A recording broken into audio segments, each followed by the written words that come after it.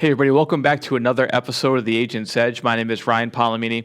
Today we're going to spend time talking about how to develop and build your professional team.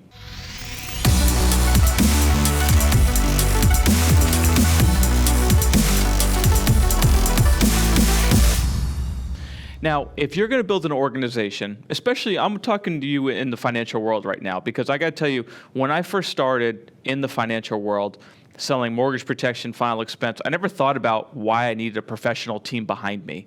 And when I'm talking about professional team, I mean not only people that you're working with, but also people who are supporting you, right? So I need you to think about something, and this is something that really kind of goes past a lot of people.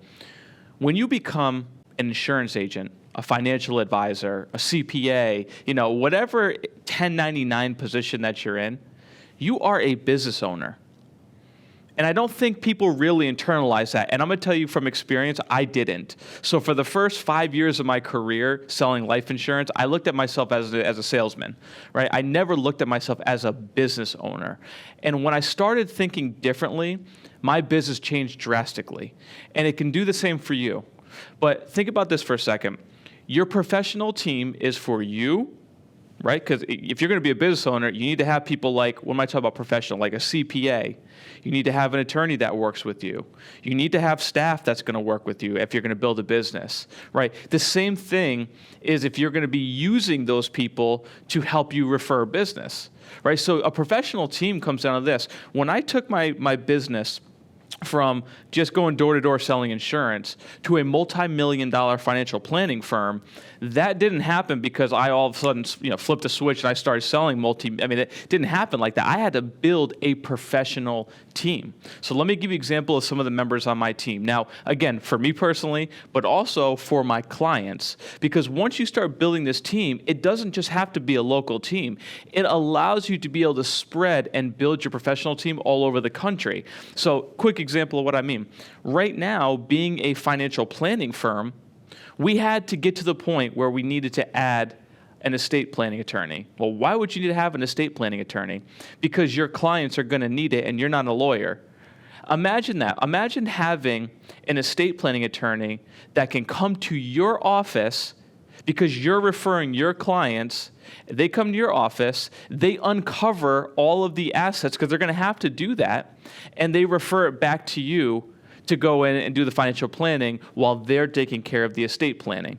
You see what I'm saying? Like, that's one small part of your financial team, but I didn't realize this back in the day, because back in the day, I was just chasing a lead after a lead after a lead and not realizing the depth of what that lead could have brought. I went in, sold life insurance, left, that was it.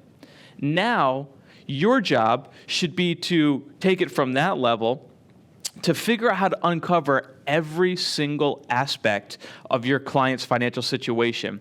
That's called holistic planning. And if you're going to take your business to a multi-million-dollar level, I promise you, you need to start adding people to your team, because you're leaving millions and millions and millions of dollars of production on the table, just like I was. So then I got to the point where I was going, okay, we have an estate planning attorney. They're coming in, helping us out at the office. Now we need a CPA. I need a CPA for me. You need a CPA for your business. If you are a business owner, look at me and hear me clearly. Stop doing your own taxes. I promise you're making mistakes. I didn't realize the amount of mistakes I was making. I was going H&R Block, or I was going to, TurboTax and doing my own stuff and going, man, I don't know the tax laws. Either do you. So stop making that mistake. You need to invest in your business, which means investing in your professional team. Because once you establish a relationship with a CPA, then you can also bring that CPA as another service to your agency, right? When I started in the financial world, I wasn't a tax practice. We are now. Why? Because think about this for a second. You get one opportunity with that lead. You buy a lead, you call the client, you go out there, maybe sell them some life insurance if you're lucky enough to get the sale, and then what? How do you keep that person in front of you on a consistent basis? And so you need to start thinking about that. As a business owner, your job, number one, is to keep in touch with your clients on a regular basis, but keep them in front of you also on a regular basis. So think about this for a second. What if your client was 57? And I'm giving you a number example here for a reason. Because we know that the IRS law, for the most part, again, general topics here, doesn't allow your client to roll over their 401k, TSP, retirement plan until 59 and a half. So my question to you is, how do you keep that person in front of you for 2.5 years?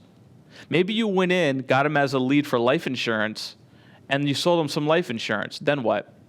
If you're not doing a good job with your CRM and keeping in touch with that client, like most insurance agents don't, unfortunately, you're missing out on massive opportunities. So I started going, all right, if we're going to get this thing to the next level, I need to be able to stay in front of people on a more consistent basis. So how can I keep my client, not just doing an annual review, but how can I keep them coming back into my office every single year? And that's why I was like, we need to become a tax firm. Do I want to do taxes? Absolutely not. Do I do the taxes personally? Absolutely not. I rely on my professional team to come in and help me with that. So, but why? Because now that client's coming back to me. I have a CPA in my office.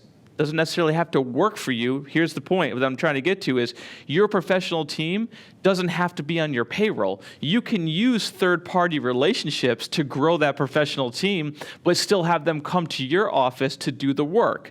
It makes you look bigger as an organization, especially as you're just getting started. You don't have maybe $60,000, $70,000, $80,000 to hire a full-time CPA in your office. And you don't have to. Go build a relationship with a local CPA and say, listen, I would like to refer you business. In return, once you do the financials, have them come back to me to do the planning part. You see, that's a give and take relationship. And there's no professional in the world that's not going to want to have that kind of relationship. Why? Because they're getting revenue from doing tax planning and tax returns. You're getting revenue from being able to make sales off of that. You see, that's how you start building professional relationships. And that's how you start taking your firm to the next level. So the phases that my firm went in was selling life insurance door to door, going out there and trying some seminars, right? Not really just trying to get some bigger sales, bigger cases. Then we became a tax firm. Then we became a wealth management firm.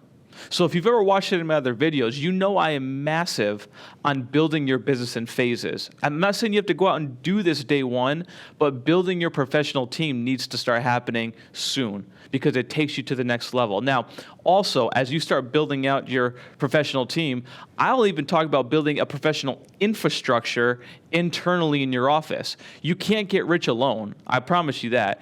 It takes a team to really help take you to the next level. So if you're the only person in your office and you're doing all the calls, all the paperwork, all the e-apps, making the follow-up calls, and so on and so forth. Look, you're doing $10 an hour work, and your time is worth more than that. If you can go out there, make a life insurance sale, make $1,000 in an hour, why the heck are you doing $10 an hour work? You need to bring in an admin.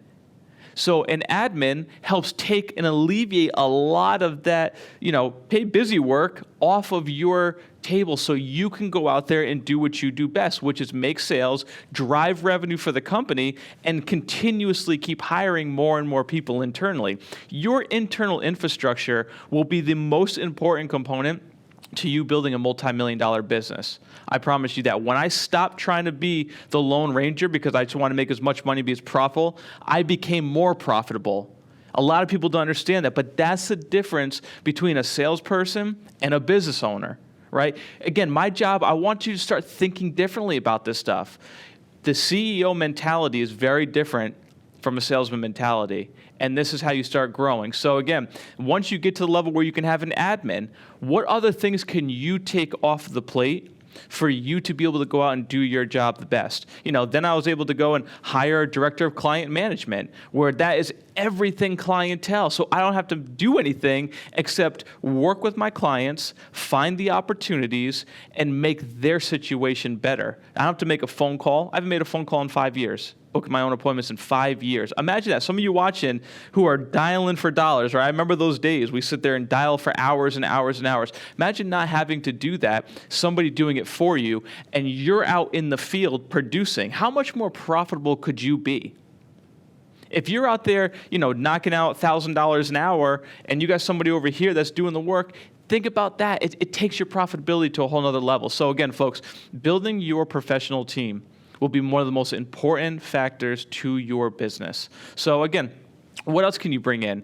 Maybe if you don't do Medicare, you could bring in somebody that specializes in Medicare. Maybe if you're not a P&C, property and casualty company, like I'm not, but we refer business to a property and casualty company and they in turn refer business back. So it allows you to create leads, develop relationships, and truthfully, when you're early on in your career, look a lot bigger than maybe you are as a firm. And that's okay. It allows that appearance to your clients to go, wow, these guys got it together. These girls, these ladies got it together, right? So again, build your professional team. It'll help take you to the next level. Thanks so much again for watching this episode. Be sure to hit the like button, subscribe, and leave a comment. We look forward to seeing you on the next show.